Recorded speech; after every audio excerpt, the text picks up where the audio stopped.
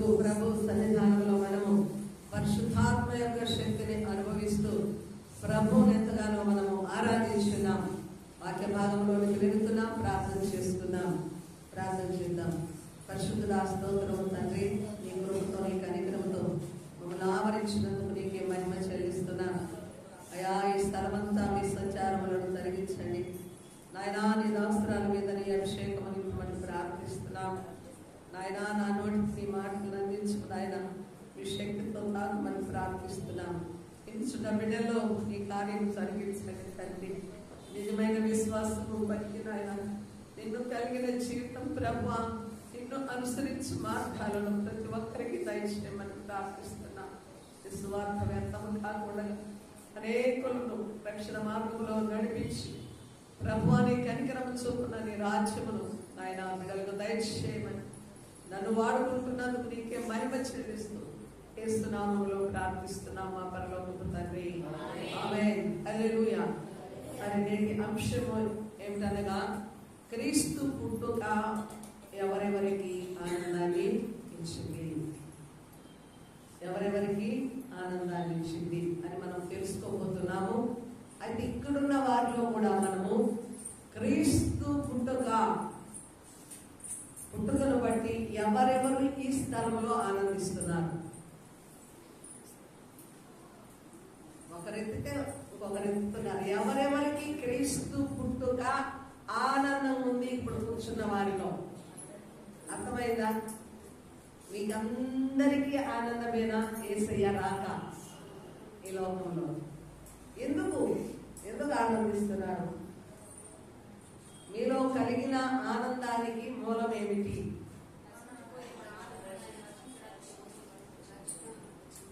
రక్షణ ఇచ్చినందుకు ఆనందం. ఇంకా వెరీ గుడ్. సమాధానము ఇచ్చినందుకు ఆనందం. ఇంకా నిత్య జీవము ఇచ్చినందుకు ఆనందం. రక్షణలోనే నిత్య జీవం కూడా ఉంది. ఆమేన్. హల్లెలూయా. అయితే గమనిద్దాం. లూకా సువార్త 2వ అధ్యాయము 14వ వచనం. 11 నుంచి కూడా చదవండి.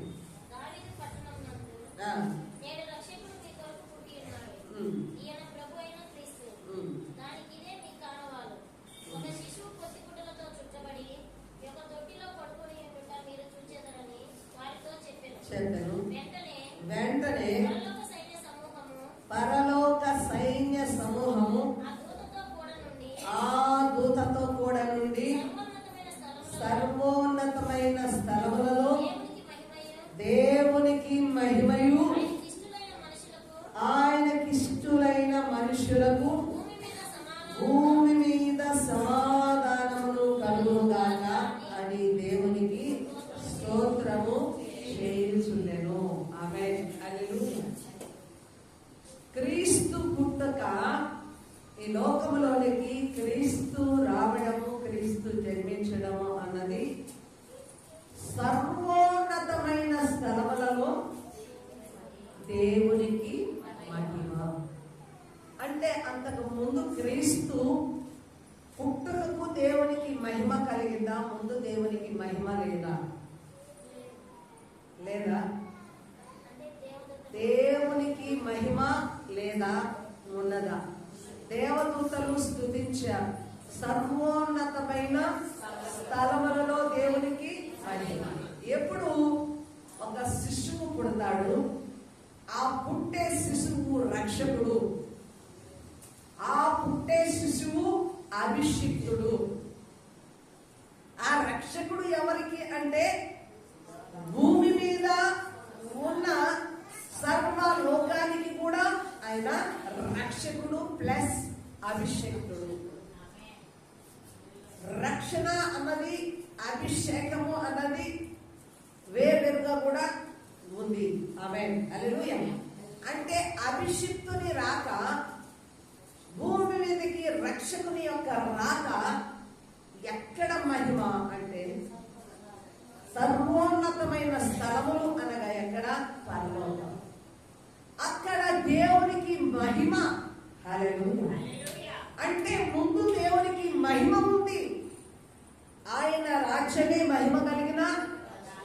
రాజ్యం. అక్కడ దీపము లేదు. ఆయనే దీపమై ఉన్నాడు. ఆయనే ఆ లోకానికంతా పరలోకానికంతా వెలుగై ఉన్నాడు. వెలుగు యేసే దేవుడే. ఆమేన్. హల్లెలూయా. అయితే మరలా ఆ దేవునికి ఈ రక్షకుని రాక, ఈ అభిషేక్తుని రాక దేవునికి ఎలాగ మహిమ కలుగుతుంది? మనుషులందరి ద్వారా. ఎలా కలుగుతుంది? మనుషులందరి ద్వారా. Very good, very good. రూట్లో పడుతున్నారు. దేవునికి స్తోత్రం. భూమి అంతా చీకటి ఉంది, భూమి అంతా పాపం ఉంది, భూమి అంతయు నశించిపోతుంది. అయితే ఈ రక్షకుడు భూమి మీదకి వచ్చి నశించుచున్న వారిని మీదకి రక్షించి అభిషేకించి అదే రాజ్యంలో సర్వోన్నతమైన స్థలములలో వీరిని కూర్చుండబెట్టుట, రాజ్యంలోనికి చేర్చుట వలన ఆ దైవ రాజ్యానికి, ఆ స్థలమునకు దేవునికి మరింత మహిమ తెచ్చింది. ఆమేన్. హల్లెలూయా. ఇప్పుడు క్రీస్తు రాక భూమి మీద చీకటిని తొలగించడమే కాక ఇక్కడ ఉన్న మనుషుల ద్వారా దేవునికి రెట్టింపు మహిమను తెస్తుంది. ఆమేన్. అందుకే దేవదూతల సమూహం అంతా కూడా ఏమి చేసిరి? సర్వోన్నతమైన స్థలములలో దేవునికి మహిమ, ఆయనకి ఇష్టులైన వారికి భూమి మీద సమాధానము అని ఏం చేశారు? స్తోత్రము చేయుచుండిరి. ఆమేన్. హల్లెలూయా. అంటే ఈ కార్యానికి అంతటికీ ప్రభు యొక్క మూలమై ఉన్నది, ఆయన రక్షణ, ఆయన సమాధానమై ఉన్నది. ఇందును బట్టి దేవదూతలు స్తోత్రము చేసిరి. ఇప్పుడు నీవు ఈ మాసమంతా కూడా ఆనంద మాసము అంటున్నావు, ఆనంద మాసముగా పెట్టుకున్నావు. అయితే ఎలాంటి ఆనందాన్ని నువ్వు పొందుకుంటున్నావు? ఎలాంటి ఆనందాన్ని నీ దేవునికి ఇస్తున్నావు? ఎలాంటి ఆనందకరమైన సందర్భాన్ని అనుభవిస్తున్నావు? ఆనంద మాసమే. కానీ ఆ ఆనందం నీలో ఎలాగుంది? నీ కుటుంబంలో ఎలాగుంది?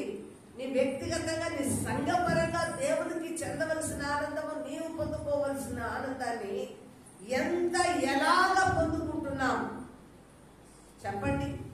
కొంచెమైనా ఆ సందడో లేకపోతే ఆ ఆనందము మీ నోటితో మీరు చెప్తే ఆనందించాలని ఆశపడుతున్నా. ఈ ఆనంద మాసములో ఆనందము, సందడి ఎలా జరుగుతుంది? ఏమిస్తున్నావు? మాట్లాడండి అమ్మా. ఏం మాట అంటే ఆనందం లేదా? ఈ వారం స్టార్ట్ అయిన దగ్గర నుంచి ఆనంద మాసములో మేము ప్రవేశించామన్నా మనల్ని మనం ప్రశ్నించుకోవాల్సిన అవసరం ఉంది. ఏమి ఆనందము? ఏం పొందుతున్నాం ఆనందము? అమ్మా ఏం ఆనందము చెప్పు. డిసెంబర్ స్టార్ట్ అయిందంటే నీ ఆనందం అంతా ఎక్కడుంది చెప్పు?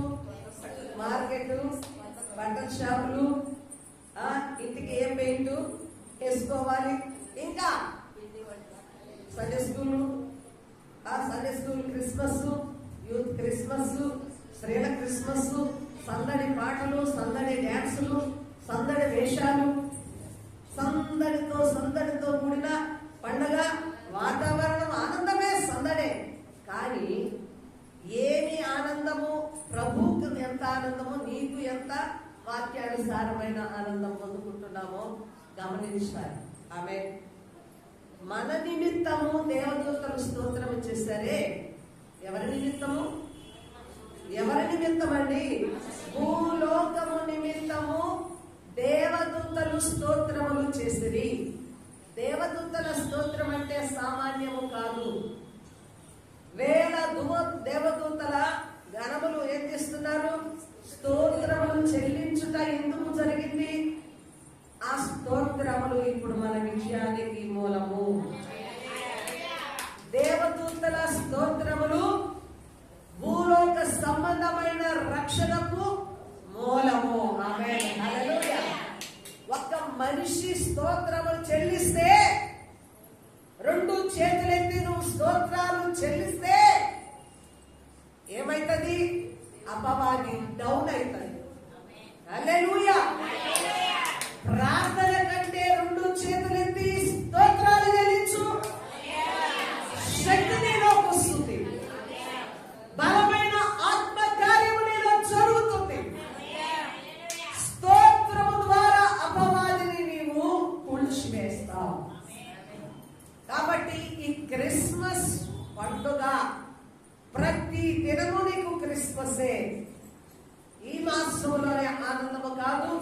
విశ్వాస యొక్క జీవితంలో ప్రతి దినము ఆనందించాలి.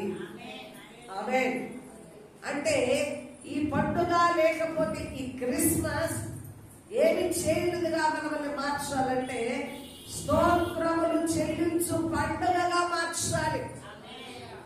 ఇంతవరకు నువ్వు జరిగించే పండుగ కాదు, దాన్ని పక్కన పెట్టు. ఆ క్రిస్మస్ ను పక్కన పెట్టు. ఇప్పుడు నువ్వు చేయవలసిన క్రిస్మస్ ఎలా ఉండాలంటే స్తోత్రములతో కృతజ్ఞతలతో చెందిన క్రిస్మస్ గా మారాలి. ఎందుకంటే ఆయన రక్షకుడు, ఆయన అభిషిక్తుడు. మనము చెల్లించే స్తోత్రము రక్షణ పొందిన స్తోత్రమై ఉండాలి. మనము చెల్లించిన స్తోత్రములు సమాధానం పొందుకొని రక్షణ కలిగిన స్తోత్రము కృతజ్ఞతాపూర్వకమైనదిగా ఉండాలి. ఆమేన్. హల్లెలూయా. అందుకే పరిశుద్ధ గ్రంథములో నేను ఈ మాట నిన్న చదువుతున్నప్పుడు నాకు చాలా ఆశ్చర్యమైందండి. ఒకసారి ఆ లేఖన భాగాన్ని చూద్దాము. కొరింథీయులకు రాసిన 2వ పత్రిక 9వ అధ్యాయము 15వ వచనం. చెప్ప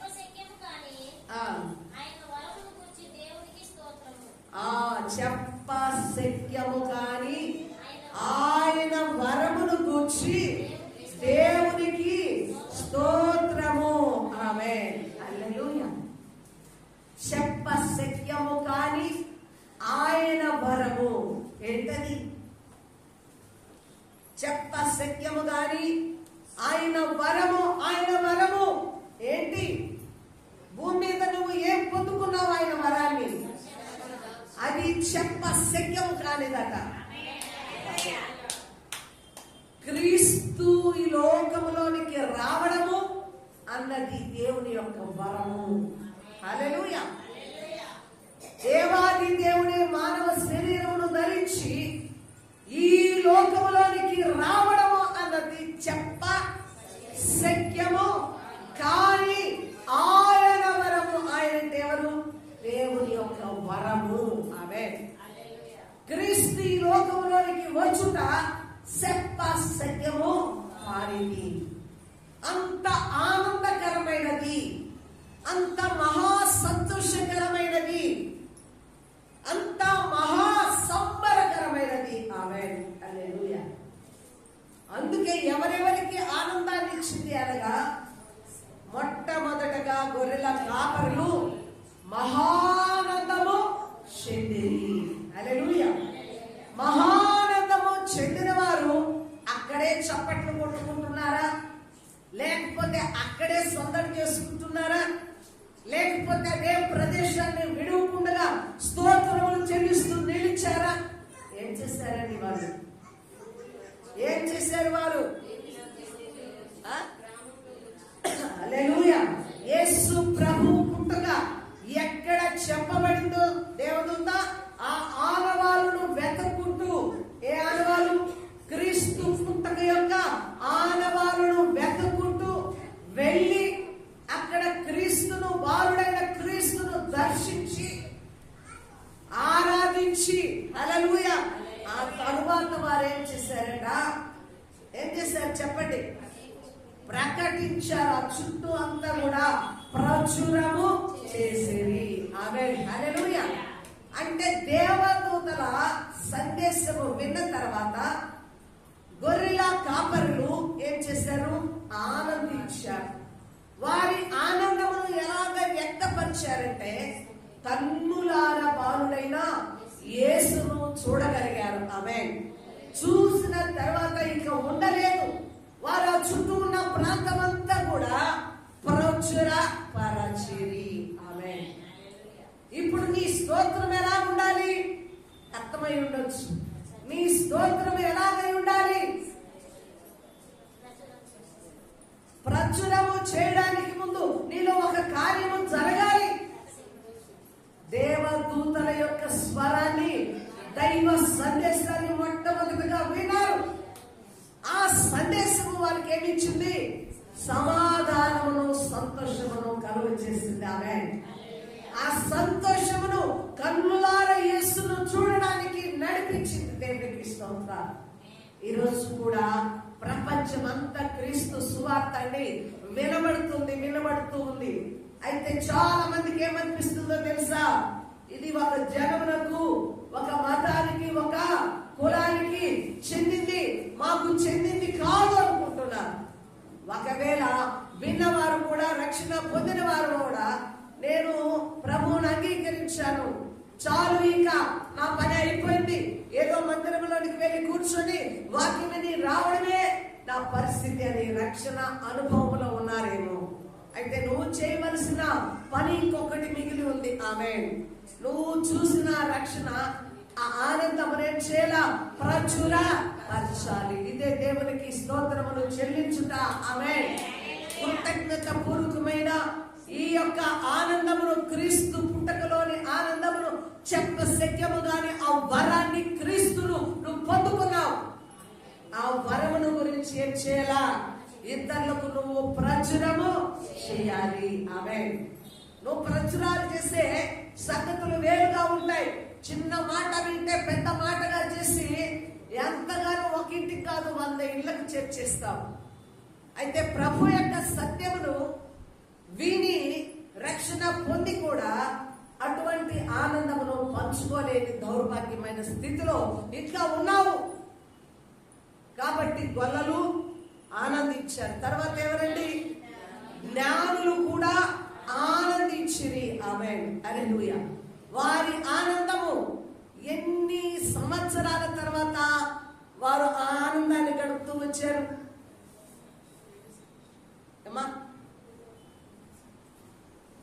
జ్ఞానులకు నక్షత్రము కనపడింది. నక్షత్రము ఆనవాలు చూశారు. బెత్లెహేములో రాజు పుడతాడని వారి జ్ఞానము చొప్పున వారు గ్రహించుకొని 2 సంవత్సరాల కాలము వారు ఆనందమును ఉంచుకునే వారు ఏం చేశారు? ప్రయాణము చేసి 2 సంవత్సరాల తర్వాత హేరోదు దగ్గరికి వెళ్ళి కలిశారు. అప్పుడు హేరోదు ఏమంటాడు? కపటోపాయంతో మీరు వెళ్ళి దర్శించండి, నేను వచ్చి దర్శిస్తానని తర్వాత ఒక చట్టాన్ని తెచ్చాడు. 2 సంవత్సరాల బాలుల్ని చంపివేయండి. అంటే జ్ఞానులు క్రీస్తును చూడడానికి, బాలుడైన యేసునందుకు చేరడానికి ఏంటండి ఎన్ని సంవత్సరాలు పట్టింది? 2 సంవత్సరాలు వారి ప్రయాణం సాగింది. 2 సంవత్సరాలు కూడా బాలుడైన యేసు ఎలాగో ఉంటాడు అని వారు ఎంతగానో ప్రభువునందుకు వెళ్ళారు. ఆమేన్. తర్వాత నక్షత్రము నిలిచిన స్థలంలో ఆ నక్షత్రమును చూచి అత్యానంద భరితులైరి. ఆమేన్. హల్లెలూయా. నిశ్చయముగా ప్రభువుని ఎరిగిన వారిలో ఈ లోక సంబంధమైన ఆనందము కాదు ప్రియులారా. ప్రభుతో ఆనందము అది రెట్టింపైనది, అది వర్ణించలేనిది. అత్యానంద భరితులు కావాలి ఈరోజు మనం. ఆమేన్. సంఘము ఎవరినందు ఆనందించాలి? ప్రభువునందు ఆనందించాలి. విశ్వాసి ఎవరిని బట్టి ఆనందించాలి? క్రీస్తును బట్టి ఆనందించాలి. పొందుకున్న రక్షణను బట్టి పరవశిస్తూ అత్యానంద భరితురాలువై ఆమేన్ క్రీస్తును చూస్తూ ఈ లోక సంబంధంగాను నడవాలి. దేవునికి స్తోత్రములు కలుగును గాక. ఇంకొక ఆనందించారు. ఇంకొకరు ఎవరండి?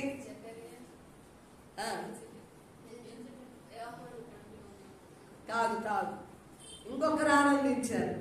భక్తుడైన సుమయోను గారు బాలుడైన క్రీస్తును 8వ రోజు సున్నతి చేయడానికి వారు యెరూషలేములోనికి తీసుకుని వెళ్ళినప్పుడు సుమయోను గారు ఆనందించాడు. ఆమేన్. హల్లెలూయా.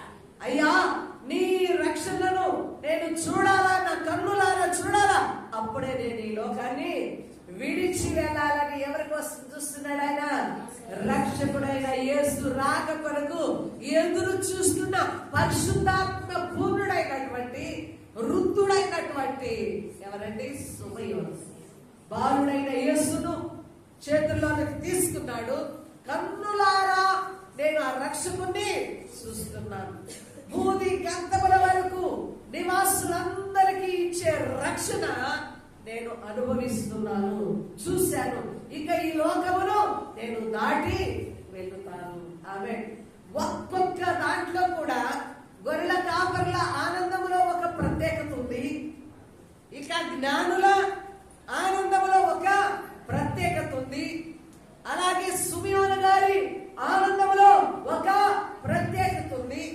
అదే యెరూషలేము మందిరములో విధవరాలై ఉన్న 84 సంవత్సరాలు దేవుని సన్నిధానంలోనే ఉపవాసం ఉంటూ ప్రార్థనలలో ఎదుగుతున్న అన్న గారి యొక్క ఆనందము కూడా ఒక ప్రత్యేకముగా ఉంది. ఆమేన్. గొర్రెల కాపరుల ఆనందము ప్రచురంతో కొనసాగింది. జ్ఞానుల ఆనందము చూడండి, ఆలస్యమైన ప్రభువును చేరేంత వరకు నిరుత్సాహం పడకుండా ఆ ప్రభువును కనులారా చూసి బంగారము సాంబ్రాణి మూలము ప్రభువునకు ఉన్న ఆధిక్యతల పక్షాన అర్పణ చెల్లించేదిగా ఉంది. ఆమె సిమియోను గారు కూడా ఏం చేశారు? రక్షణ లేనిదే ప్రభువును నేను కన్నులారా చూడనిదే నేను ఈ లోకాన్ని విడిచి వెళ్ళనని తీర్మానం తీసుకున్నాడు. ఆమేన్. హల్లెలూయా. ఇప్పుడు నెంబర్ 1, ఇప్పుడు నీ ఆనందం ఎలా కొనసాగాలి? ప్రశ్న వేసుకోవాలి. ఎలా ఉండాలి? ప్రచురము చేయదానిగా చేయవాడు ఉండాలి. రెండవది, అర్పణలు చెల్లించేదిగా ఉండాలి. కానుకలు మాత్రమే కాదు, నీ ప్రాణాత్మ శరీరము అర్పించేది ఉండాలి. మూడవది, రక్షణ లేనిదే నాకు ఈ లోకము విడిచిపోకూడదు. ఆమేన్. అంటే జీవించిన కాలంలో ప్రభువును ధరించుకుంటా, ప్రభువును ఎరుగుంటా, ప్రభువును కలిగి ఉండటం అన్నది నీ జీవితంలో జరగాలి. ఆ రక్షణ అన్నది సిద్ధపరచుకోకుండా, పొందుకోకుండా ఈ లోకాన్ని నువ్వు ఎడలి పోకూడదు. అందుకే గత వారంలో సంవత్సరం నుంచి దైవమి గారు, అమ్మా మా జయదినానికి 20 సంవత్సరాలు నిండిపోయినాయి, బాప్తిస్మం తీసుకోమంటే ఆయన రక్షణను అంగీకరించట్లేదు, ప్రార్థన చేయమని. నేను కూడా అన్నాను, మీ నాన్నగారు పాస్టర్ గారు కదా, తీసుకెళ్లి ఇవ్వండి. ఇంకా వృద్ధాప్యములు ఆయనకు కంటి చూపు కూడా లేదు. ఇంతకు ముందు కూడా ఒకసారి ఆయనకు మరణాపాయం వచ్చేసింది. ఇంకా పని కంప్లీట్ చేయండి అమ్మన్నాం. కానీ ఆయనంతటా ఆయనే మరి గత వారాలలో ఏం చేశాడు? రక్షణ పొంది ఉన్నాడు. ఆమె చాలా విచారము ఏమిటంటే, చాలా గ్రామాలకు పరిచర్యకు వెళ్ళినప్పుడు, చాలా స్థలములలో వారు మరణించినప్పుడు అంత క్రైస్తవ పద్ధతిలోనే సమాధి కార్యక్రమాలు జరుగుతాయి, జ్ఞాపకార్థ కూడికలు జరుగుతాయి. అయితే వారిని చేతులతో సమాధి చేస్తున్నప్పుడు చాలా దుఃఖం అండి. ఎందుకో తెలుసా? క్రైస్తవ కుటుంబాలే మధ్యలో మందిరం. గతంలో అయితే కొండపల్లిలో మధ్యలో మందిరం, ముందు పక్క ఒక ఆయన చనిపోయాడు, వెనక ఇంటి పక్క ఒక ఆయన చనిపోయాడు. అంటే ప్రతి స్థలమందు, ప్రతి సమయమందు వారు వాక్యాన్ని వింటూనే ఉన్నారు, కానీ రక్షణ అనుభవము వారిలో లేదు. అయితే చనిపోయిన తర్వాత వారిని సమాధి చేస్తున్నప్పుడు చాలా భయంకరంగా మేము వేదనకు గురి అయ్యాం. ఆమేన్. హల్లెలూయా. అందుకే ఇప్పుడు అక్కడ స్థలంలోకి వెళ్ళినప్పుడు అంతా కూడా 80 సంవత్సరాల వాళ్ళు ఉన్నారు, 100 సంవత్సరాల వాళ్ళు ఉన్నారు, 60 సంవత్సరాలు, 50 సంవత్సరాల వాళ్ళు ఉన్నారు, కానీ రక్షణ గురించి తెలియదు. కానీ అలాగా రక్షణ మార్గం వారికి ప్రచురం చేయడం ద్వారా ఈ మధ్య కాలంలోనే వారు రక్షణ పొంది ఇక మేము మరణించినా చాలని సిద్ధపడ్డారు. దేవునికి స్తుతి కలుగునుగాక. హల్లెలూయా. కాబట్టి ఇప్పుడు గొర్రెల కాపర్లకు ఆనందము, జ్ఞానులకు ఆనందము, సిమియోను గారికి ఆనందము. అయితే మనము కూడా వారి ఆనందములో మనము పారిభాగస్తులము కావాలి. ఆమేన్. హల్లెలూయా. చూద్దాము మరి క్రీస్తు పుట్టుక ఎవరెవరికి ఆనందం ఇచ్చిందనగా అపోస్తుల కార్యము 5వ అధ్యాయం 31వ వచనం. అపోస్తుల కార్యములు 5వ అధ్యాయం 31వ వచనం. ఇశ్రాయేలునకు మారు మనసును, పాప క్షమాపణను కలుగు చేయుటకై దేవుడు ఆయనను అధిపతిగాను రక్షణగాను తన దక్షిణ హస్త బలము చేత ఆయనను హెచ్చించెను. ఆమేన్. హల్లెలూయా. చూడండి, ఈ లోకములో ఇంకా ఎవరికి రక్షణ ఇవ్వడానికి యేసు ప్రభువు వచ్చారంటే ఇశ్రాయేలునకు రక్షణ. దేవునికి స్తోత్రాలు. ఇశ్రాయేలు దేవుని ప్రథమ సంతానం. వారు ఇంకా మెస్సియా రాక కొరకు వారు ఎదురు చూస్తూ ఉన్నారు. యేసు ప్రభువు వారు వచ్చినా కూడా వస్తాడు మెస్సియా అనే వారు ఎదురు చూస్తూ ఉన్నారు. వారి కన్నులు ఇప్పుడు ఎలా ఉన్నాయట? గురుంటితనంలో ఉన్నాయి. అన్యుల యొక్క రక్షణ సంపూర్ణము కావాలి. అంటే మనలాంటి వారి రక్షణ సంపూర్ణము అయినప్పుడు అప్పుడు ఇశ్రాయేలుకు ఉన్న గుడ్డితనము తొలగిపోయి మెస్సయ్యను వారు కనుక్కుంటారు. లోక రక్షకుడిని వారు ఆరాధించడము ప్రారంభిస్తారు. ఆమేన్, హల్లెలూయా. ఇశ్రాయేలుకు రక్షణ కలుగు చేయడానికి ఆయనను అధిపతిగాను రక్షకుడుగాను లోకంలోనికి పంపించుటకు దేవుడు యేసును హెచ్చించున్నాడు. దేవునికి స్తోత్రములు కలుగునుగాక. హల్లెలూయా. కాబట్టి అధిపతి, దేనికి అధిపతి? యేసు ప్రభువారు. దేనికి అధిపతి? యేసు ప్రభువారు రక్షణకు అధిపతి. ఆమేన్, హల్లెలూయా. సర్వ లోకానికి రక్షణ ఇవ్వడానికి అధిపతి ఆయన. రక్షణ ఆయన చేతిలో ఉంది. దేవునికి స్తోత్రం. కాబట్టి ఆయన క్రీస్తు అంటే రక్షకుడు, ఆ క్రీస్తు అంటే అభిషేక్తుడు, యేసు అంటే రక్షకుడు. ఆమేన్, హల్లెలూయా. రక్షణకు అధిపతి ఆయన, అభిషేక్తుడు. ఆమేన్. రక్షణ పొందుతున్న వారు ఇప్పుడు అందరం కూడా మనము అభిషేకించబడి ఉన్నాము. ఆయన పరిశుద్ధాత్మలో మనము పారిభాగస్తులమై ఉన్నాము. దేవునికి స్తుతి కలుగును గాక. ఇంకా చూద్దామండి. 1 కొరింథీయులకు రాసిన పత్రిక 7వ అధ్యాయం 7వ వచనం. 7వ అధ్యాయం 7వ వచనం మాత్రమే చదవండి. మనుషులందరూ అయినను ఒకడు ఒక విధములను మరి ఒకడు మరి ఒక విధములను ప్రతి మనుషుడు కృపావరమును దేవుని వలన పొంది ఉన్నారు. ఆమేన్, హల్లెలూయా. ఇప్పుడు ప్రతి మనిషి కూడా దేవుని వలన ఏం పొందుకొని ఉన్నాం? మనము కృపావరము. మొట్టమొదటిగా కొరింథీ పత్రికలో 9:15 ఏమనుకున్నాం? చెప్ప శక్యము గాని వరము. ఆమేన్, హల్లెలూయా. ఇప్పుడు ఆ చెప్ప శక్యము గాని వరము భూమి మీదకి వచ్చి మనకు ఏమిచ్చింది తెలుసా?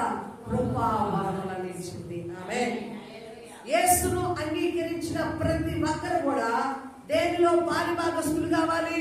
కృపావరములో. దేవుడిచ్చిన వరములో, కృపావరములో మనం ఏం కావాలి? పాలిభాగస్తులము కావాలి. అంటే పరిశుద్ధాత్మ అనుభవంలో మనము నడిపించబడాలి. ఆత్మ వరములు మనం పొందుకునే వారం ఉండాలి. దేవునికి స్తుతి కలుగును గాక.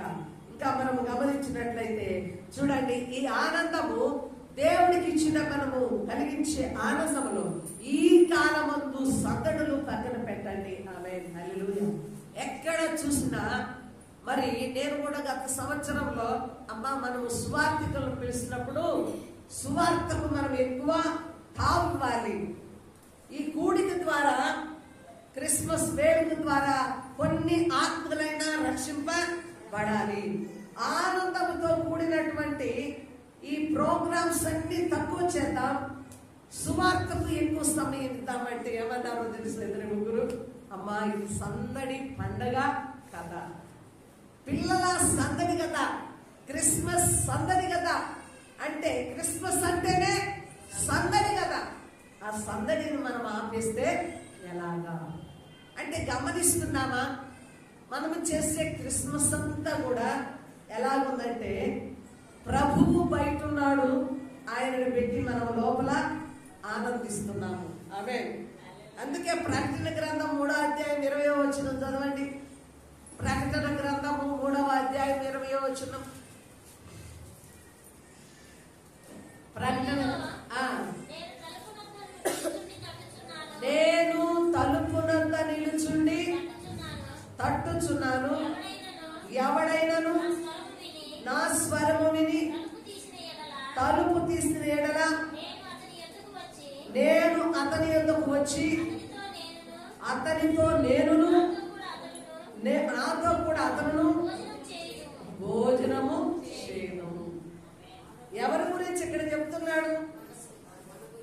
లవోదికయ సంఘము గురించి. సంఘ ప్రస్తావనలో వచ్చింది. ఆమేన్. లవోదికయ సంఘ పరిస్థితి ఎలా ఉంది? సంఘంలో ఒక్క విశ్వాసి లేడు. క్రీస్తు బయట ఉన్నాడు, సంఘములో బయట నిలుచున్నాడు. సంఘము బయట ఉండి ఏం చేస్తున్నాడు? సంఘపు తలుపును తడుతున్నాడు. సంఘము క్రీస్తుని ఎక్కడ పెట్టిందండి? చెప్పాలా మీ నోట్లో? బయట పెట్టింది. బయట ఉన్న యేసు ఏం చేస్తున్నాడు? తలుపు తడుతున్నాడు. ఇదిగో నేను తలుపు వద్ద నిలుచుండి తట్టుచున్నాను. సంఘమా, సంఘాన్నే తట్టుచున్నాడు. సంఘం లోపల ఉంది, క్రీస్తు బయట ఉన్నాడు. ఎవడైనా వచ్చి తలుపు తీస్తే మీతో కూడా నేనుండాలని, నాతో మీరు ఉండాలని, మనము కలిసి భోజనం చేయాలని నేను ఆశపడుతూ తలుపు తడుతున్నాను. ఆమేన్. నేటి సంఘాలు కూడా ఎలాగున్నాయో చెప్పండి? ఎలాగున్నాయి? యేసును బయట ఉంటున్నాడు, లోపల ఏం జరుగుతుంది? క్రిస్మస్ జరుగుతుంది, వేడుకలు జరుగుతున్నాయి, సందర్లు జరుగుతున్నాయి, ప్రోగ్రామ్స్ జరుగుతున్నాయి, సువార్త జరుగుతుంది. కానీ ఎవరికి సంబంధం లేదు. ఇది క్రీస్తు బయట ఉన్నాడంటే ఎవరికి సంబంధం లేదండి. దేవునికి చెందిందిగా లేదు. దేవునికి అందవలసిన మహిమ దేవునికి అందట్లేదు. చేస్తున్నాము క్రిస్మస్లు, క్రీస్తుగా సంఘాలకు పేర్లు పెట్టుకున్నాం, సంఘాలు నడుస్తున్నాయి. కానీ సంఘంలో ఎవరు లేరు? క్రీస్తు లేడు. సంఘంలో క్రీస్తు లేనప్పుడు సంఘంలో విశ్వాసులు ఉన్నారా? అర్థమవుతుందా? సంఘంలో క్రీస్తు లేడండి. అప్పుడు ఇక్కడ క్రీస్తు లేకపోతే విశ్వాసులు అన్నవారు ఉన్నారా లేదా? ఉన్నారా లేదా? విశ్వాసులు సంఘంలో లేరు. సంఘంలో సరైన విశ్వాసులు ఉంటే క్రీస్తు ఎక్కడ ఉంటాడు? లోపల ఉంటాడు. బయట ఉండి తట్టడు. సంఘాన్ని తట్టి తలుపు తీయండి అని అడగాడు. ఆయన ముందుగానే, మనకంటే ముందుగానే ఆయన సింహాసనం ఉంటుంది. ఆమేన్. ఆయన కంటే ముందుగా మనకేముంటున్నాయి? ఇక్కడ సింహాసనాలు ఉన్నాయి. మనము కూర్చుండిపోయాము.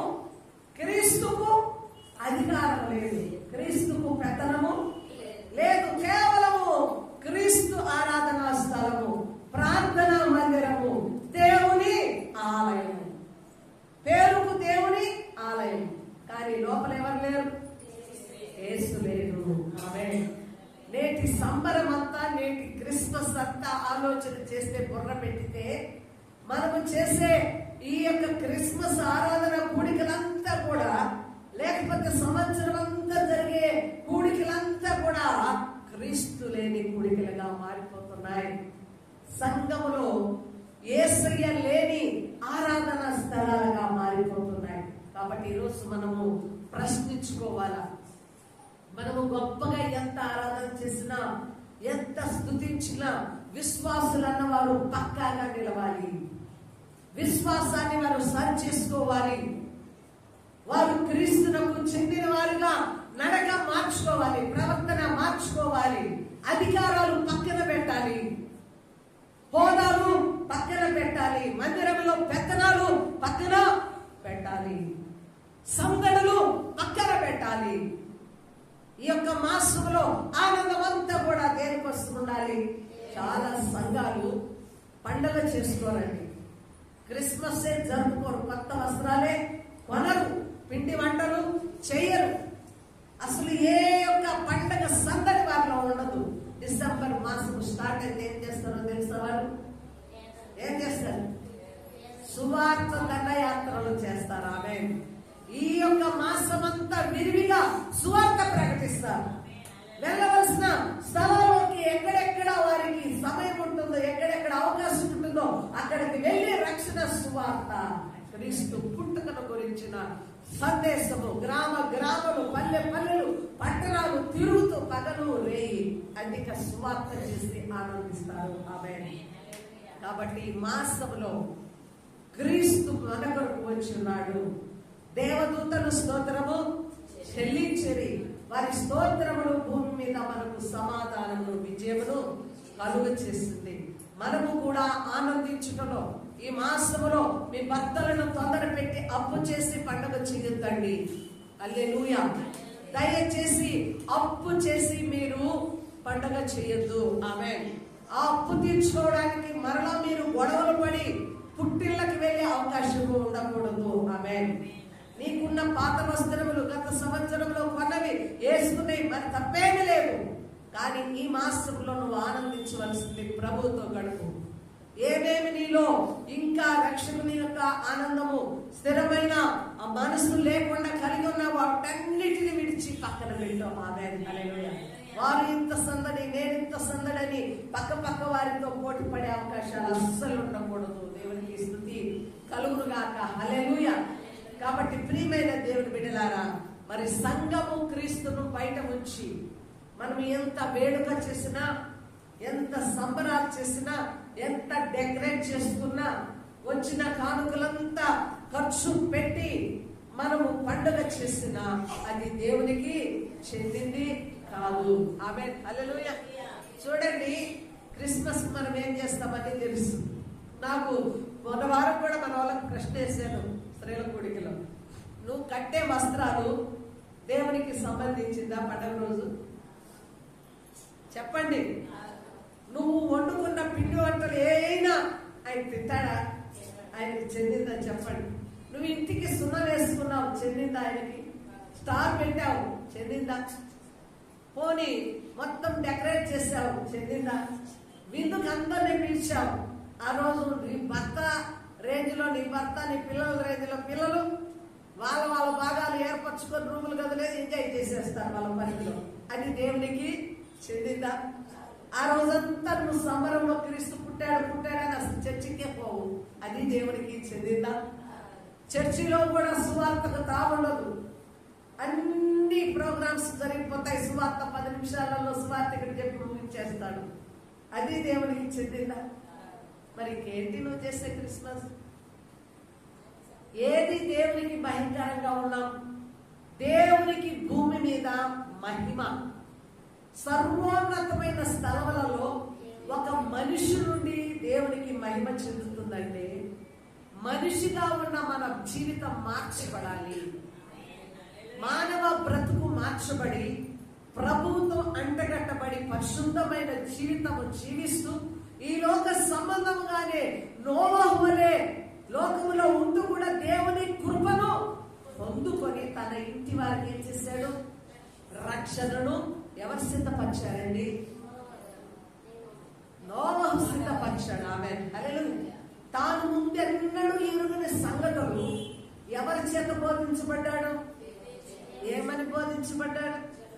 జల ప్రళయము వస్తుంది, ఇదిగో ఇంత మూరలతో ఈ కొలతతో నువ్వు ఒక ఓడను తయారు చేయి. ఆమేన్, హల్లెలూయా. మరలా సృష్టి జరగకుండా ప్రతి జీవరాశిని నువ్వు అందులో సమకూర్చు.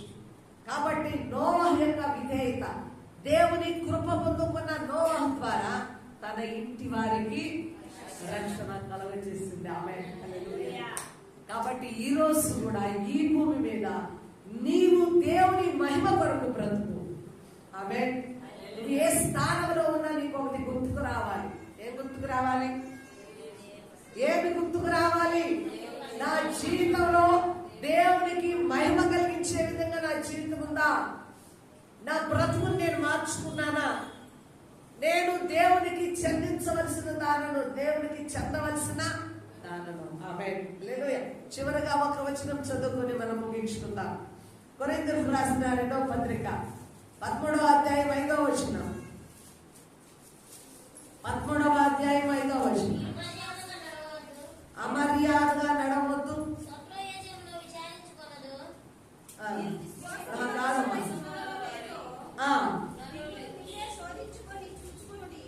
మిమ్మును మీరే శోధించుకొని చూచుకొనుడి, మిమ్మును మీరే పరీక్షించుకొనుడి, మీరు భ్రష్టులు కాని ఎడల యేసుక్రీస్తు మీలో ఉన్నాడని మిమ్మల్ని గురించి మీరే ఎరుగుదురు కదా. ప్రకటన ఎక్కడ చదివాం మనము? 3వ అధ్యాయము 20వ వచనంలో. యేసు ఎక్కడున్నాడు? బయట ఉన్నాడు. బయట నుండి సంఘపు డోర్లు కొడుతున్నాడు, తలుపు తీయండి అంటే లోపల ఎవరు లేరు? విశ్వాసులు లేరు, కేవలము సంఘంగానే ఉంది. అయితే చూడండి, మీరు విశ్వాసము గలవారై ఉన్నారో లేదో మిమ్మును మీరే ఏం చేయాలంట? చెప్పాలా? శోధించుకోవాలి. ఏ విషయంలో మనం శోధించుకోవాలా? విశ్వాసములో ఉన్నామో లేదు. మనం శోధించేది ఏంటి చెప్పండి? దేవుణ్ణే శోధిస్తాం. ఎట్లా శోధిస్తాం? అది కావాలి, ఇవి కావాలి, నువ్వు దేవుడు అయితే రాలేదేంటి, మార్చలేదేంటి, ఇంకా ఎందుకు నాకు దుఃఖము, నన్నే నువ్వు పరీక్షిస్తున్నావా? ఇలాగంతా మనం ఏం చేస్తామండి? దేవుణ్ణి శోధించేవారు ఉంటాం. అయితే మీరు విశ్వాసములో ఉన్నారో లేదో మిమ్మల్ని మీరు శోధించుకుని ఏం చేయాలంట? చదవాల, చూచుకొనుడి, మిమ్మల్ని మీరే పరీక్షించుకొనుడి. ఆమేన్. హల్లెలూయా. ఇప్పుడు మనం చేయవలసిన పరిస్థితి ఏంటి? మనము విశ్వాసులముగా ఉన్నామా లేదా? విశ్వాస సంబంధమైన క్రిస్మస్ చేస్తున్నామా లేదా? విశ్వాసులు పొందుకోవలసిన ఆనందము పొందుకున్నామా లేదా అని మనం ఏం చేయాలంట? పరీక్షించుకోవాలా, శోధించుకోవాలా వ్యక్తిగతంగా. ఆ తదుపరి చదవాలి, మీరు భ్రష్టులు కాని ఎడల యేసుక్రీస్తు మీలో ఉన్నాడని మిమ్మల్ని గురించి మీరే ఎరుగుదురు. ఆమేన్. యేసయ్య మనలో ఉండాలంటే, యేసయ్య సంఘములో ఉండాలంటే ఏం కావాలంట? భ్రష్టులు కాకుండా ఉండాలి. అంటే అవిశ్వాసులుగా ఉండకూడదు, దుష్టత్వం ఉండకూడదు, పాపము ఉండకూడదు, చెడుతనము మనలో వ్యక్తిగతంగా విశ్వాసులు ఏముండకూడదు? భ్రష్టత్వము ఉండకూడదు. ఎప్పుడైతే నీలో భ్రష్టత్వము లేదో అప్పుడు ఏం జరుగుతుంది? నీలో క్రీస్తు ఉన్నాడని మీరు ఎరుగుదరు. ఆమేన్. కాబట్టి క్రీస్తు లేని పండగలు మనకు వద్దు. ఒకవేళ నువ్వు సంబరము, పిండి వంటలు చేసుకున్నా, వస్త్రాలు ధరించుకున్నా, ఆనందించిన ఏముండాలి? మనలో క్రీస్తు ఉండాలి. ఆమేన్. మెయిన్ కావాల్సింది ఏంటి? క్రీస్తు నీలో ఉండాలి. క్రీస్తు నీలో ఉన్నప్పుడు క్రీస్తును నీలో నుండి లోకము చూడాలి. మనలోనున్న యేసును మనము చూపించాలి. అదే నిజమైన క్రిస్మస్. హల్లెలూయా. అంటే క్రీస్తు బెత్లెహేములో పుట్టాడు, గొర్రెల కాపురులు వెళ్ళారు, జ్ఞానులు వెళ్ళారు, సుమయోనుకు అవకాశం ఉంది, చూశాడు. కానీ ఇప్పుడు క్రీస్తును ఎవరు చూపించాలి? ఎవరు చూపించాలి? విశ్వాసులు చూపించాలి. ఎలా చూపించాలి? ఎలా చూపించాలి? విశ్వాసులు క్రీస్తును చూపించాలి. ఎట్లా? నీలో క్రీస్తు ఉండాలి. క్రీస్తు మనలో ఉన్నప్పుడు మనలో ఉన్న క్రీస్తును చూస్తారు, మనలో ఉన్న క్రైస్తవ్యాన్ని చూస్తారు, మనలో ఉన్న పరిశుద్ధ గ్రంథాన్ని చూస్తారు. హల్లెలూయా. క్రీస్తు నీలో ఉంటే నీలో వాక్యము ఉంటుంది. క్రీస్తు నీలో ఉంటే నిజ క్రైస్తవం ఉంటుంది, నిజమైన విశ్వాసి పలుకు ఉంటుంది, పరిశుద్ధత ఉంటుంది, క్షమణ గుణం ఉంటుంది. క్రీస్తు ఏం కలిగి ఉన్నాడో అవన్నీ నీలో ఉన్నప్పుడు డెఫినెట్ గా వాక్యం చెప్పకపోయినా నీలో నుంచి ఏం కనపడుతుంది? ప్రభువును చూస్తారు. అబ్బా, నిజంగా ప్రభు బిడ్డలంటే ఇలా ఉండాలి. క్రీస్తును కలిగిన వారు, క్రీస్తు ఇలా ఉంటాడా? ఆయన ప్రేమ అంటే ఇలాగనా? ఆయన కనికరం అంటే ఇలాగనా? ఆయన దయ అంటే ఇలాగనా? వాక్యమే వీరా. ఆమె అంటే మనలో ఏం కనపడాలి? వాక్యం కూడా కనపడాలి, మనలో పరిశుద్ధత కనపడాలి, మనలో క్రీస్తు రూపమును చూడగలగాలి. ఈరోజు ఇద్దరు పాటలు పాడారు. శిల్పకారుడా, అసలు ఆ పాటలు పాడుతుంటే నేను పరవశించిపోయానండి. నిజముగా అసలు ఈరోజు నా కాల్లో కుర్చీలు ఆగలేదు, నిజం చెప్తున్నాను. ఆమేన్. హల్లెలూయా. అంత చల్లటి స్పర్శ నా మీద.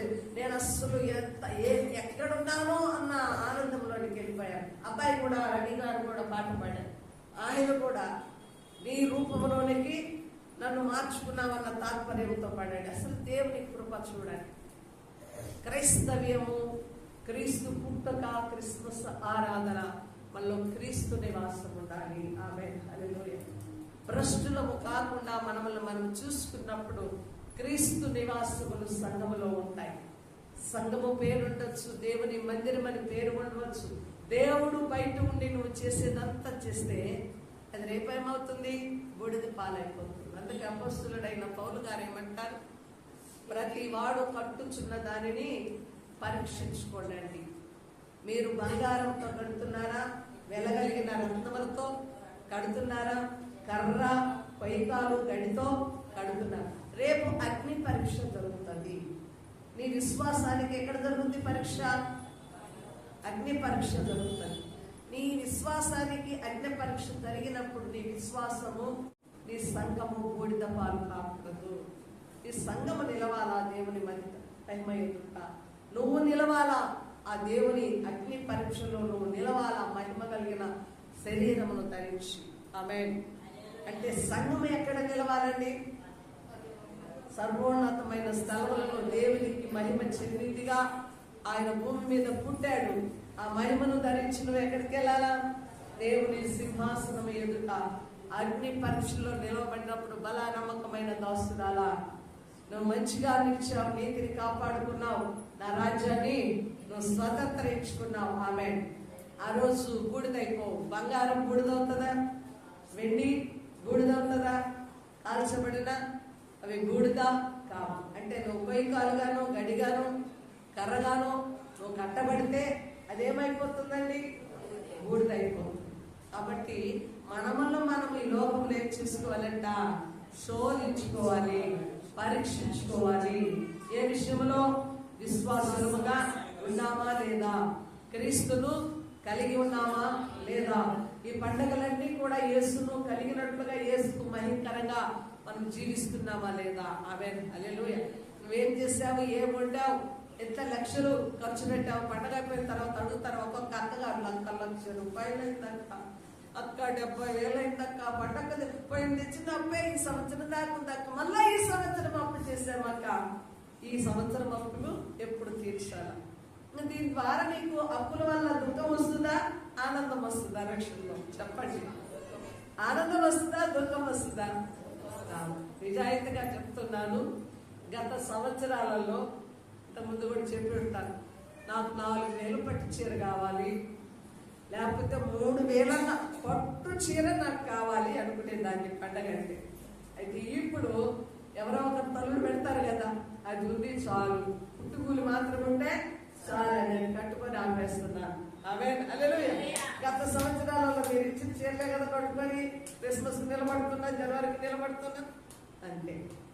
దానివల్ల నువ్వేం కడుతున్నావు, ఏం తింటున్నావు, ఏం పెడుతున్నావు ఇవన్నీ కాదు, కానీ నిజమైన క్రిస్మస్, నిజమైన ఆనందం ప్రజలు చేసేదిగా, రక్షణలోని ఆనందాన్ని, స్తోత్రములు, కృతజ్ఞత చెల్లించేదిగా, రక్షకుడైన యేసును అనుభవించి లోకము దాటి వెళ్ళేదిగా, ఇంకా మనలో ఉన్న ప్రస్తుత్వాన్ని ఇచ్చి క్రీస్తు ఎక్కడుండాలా? ఎక్కడుండాలి? సంఘం. నేను అందుకే ప్రతి ఆదివారం హెచ్చరిస్తా, ప్రభు సంచరిస్తుంటాడు, ఈ స్థలంలో ఆయన ఉంటున్నాడు. కాబట్టి జాగ్రత్త. మీరు కూర్చోవడము, మీరు చూడడము, మీరు మాట్లాడడం, మీ ప్రవర్తన అంతా జాగ్రత్త అయినట్టు. ఎందుకంటే నేను అలాగ స్థిరపరచుకుంటున్నా హృదయాన్ని. ఈ స్థలంలోకి వచ్చిన తర్వాత ఇంకా నాకు ఏ మనస్సు ఉండదు. ఆయనతో లీనమైపోతా, ఆయనతో పరవశిస్తా, ఆయనతోనే ఉండిపోతాను. అయిపోయిన తర్వాత కిందకి వెళ్ళినాక మరలా మనస్సులోనికి మామూలు ఆ వాతావరణంలోనికి వచ్చేస్తాను. ఆమె కాబట్టి సంఘంలో క్రీస్తు ఉండాలి. క్రీస్తును బయట వచ్చి నీవు అవిశ్వాసపు ఛాయలో ఉంటుంది సంఘానికి మహిమ కాదు. భూమి మీద ఆయన ఇష్టలైన వారికి సమాధానము కాదండి. ఆమె నిజమైన రక్షణ ఆనందములు అనుభవించుతాం, నిజమైన స్తోత్రాలు చెల్లిద్దాం.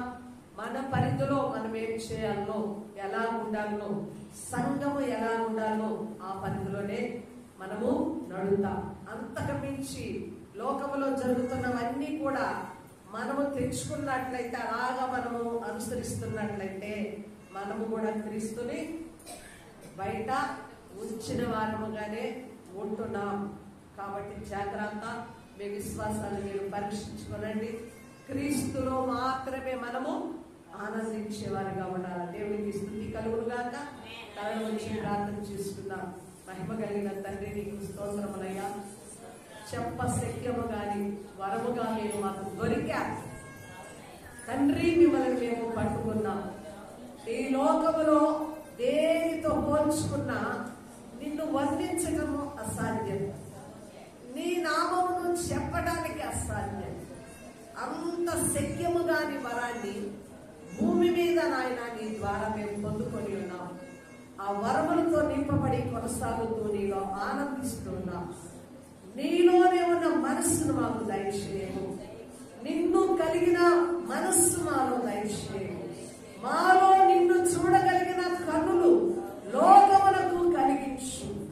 మాలో నీవున్నామన్న సత్యమును మేము నింపుకొని భ్రష్టత్వమును దూరము చేసుకొని నీకు నిజ విశ్వాసముగా ఎదిగే కృప సంఘానికి దయచేయండి.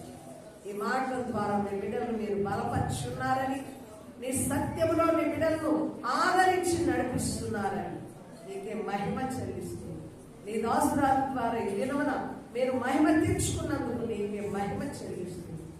యేసు నామములో ప్రార్థించి స్తుతించి అడిగి వేడుకొస్తున్నాం మా పరలోకపు తండ్రి.